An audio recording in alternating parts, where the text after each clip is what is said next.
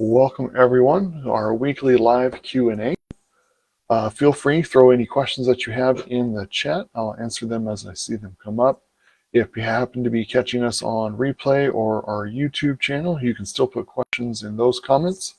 We'll answer them in the following week's live Q&A, and you can get your answer there. What I wanted to open with, I don't know about other areas, but I know this area in Tempe, cold and flu season seems to kind of be picking up. A lot of people are getting sick. So I wanted to kind of talk about that in a component of burnout when you're doing pretty extreme diet and training programs. So there's an aspect that a lot of people don't necessarily think about when you're dieting hard. And by dieting hard, I mean your caloric deficit is 500 or more calories a day. We're training at a pretty high intensity, 4 or more days a week, for a long duration of time, so 30 plus minutes typically. Compound all of that together for long enough time. One of the aspects of burnout, even though your head may still be in it, you're not feeling deprived, you still got mostly okay energy. A component of burnout is, what is your immune system doing? Because if we get too overworked and too undernourished, one of the areas that we can see compromised is immune health.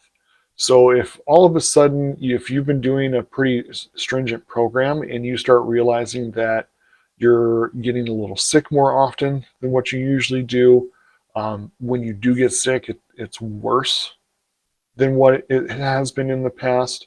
That could be a sign that we're not recovering enough and we're not nourishing enough for that immune system to stay at the level that we need it to stay at.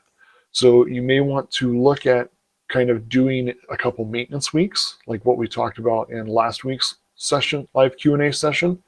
Getting your calories back up to a maintenance level, letting your body reset, maybe backing off a little bit on the intensity to let your body fully recover. So, because what people don't realize is that recovery, that inflammation response from the workouts and the repair and rebuild, that is a component of immune health as well. So if you're constantly taking all the energy, putting it into muscle recovery and energy system recovery, and we're not nourished enough for it to support other aspects of immune health, that can be a huge deficit that is created once you've hit a certain duration in your plan. And it's March, so people are entering week 8, 9, 10 of their programs, depending on when exactly they started in January for weight loss goals. So it's not uncommon to see this start happening to people, especially people who typically are healthy most of the year before that. So the thing to kind of look at, like I said, bringing your calories back up for a little bit, backing off the intensity of your workouts for a week or two, letting everything truly fully recover, rather than being kind of in a constant state of soreness and broken down. Those will kind of help reset everything for you. And then after a couple weeks, you can always go back into it. But it's important to let your body reset from time to time from that aspect of burnout. So we don't end up in a point where, if immune health is starting to be noticeably compromised, other aspects of stress are soon to come, and that we don't want to get you stuck in, because then it's going to be even harder to lose weight, because now your body's dealing with too high of a stress response to be able to effectively burn off the body fat that we want to burn off, because we're creating too much of a cortisol check in that regard. So a few things to think about. Obviously, we can look at other supplementation from immune health standpoints. So if you're not taking a multivitamin, something to look at. Vitamin C, obvious. D, E, and zinc are also big immune health boosters. Make sure that it's not going to interact with anything you're already taking if you are taking other supplements or medications. But those are ways that you can kind of help fill in the deficit with it.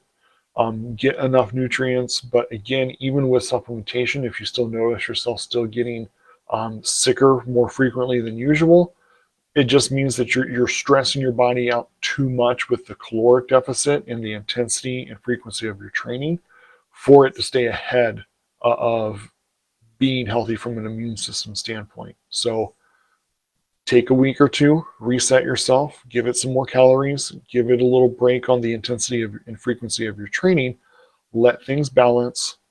Once you're back into a better spot, I would say if you're at a point where you've been getting sick almost every week, let's stay at maintenance until you haven't really gotten sick for at least 2, if not 4 weeks, depending on how severe it's been for you. Then we can look at trying to diet and up the intensity again. But you do want to be careful about that because that's an area that I don't see discussed frequently enough in the fat loss and weight loss community from fitness, that it can happen. Most people try and blame it on other things like, oh, it's cold and flu season, but it just happens to coincide with that factor. It doesn't necessarily mean that you should be getting sick that frequently, that often, or that severely. If you're in a major diet, your training intensity is really high, and you've seen yourself getting sick much more frequently than usual, it may be time to take, again, that rebalance, get back to maintenance for a little bit, let your body reset and be healthy for a few weeks before we go into the next stage for continuing your pursuit if you're not already at your goals. So just something to think about. Like I said, it's not a common thing discussed. It's just something that's kind of come to mind for me because I've seen a lot of people discussing about getting sick.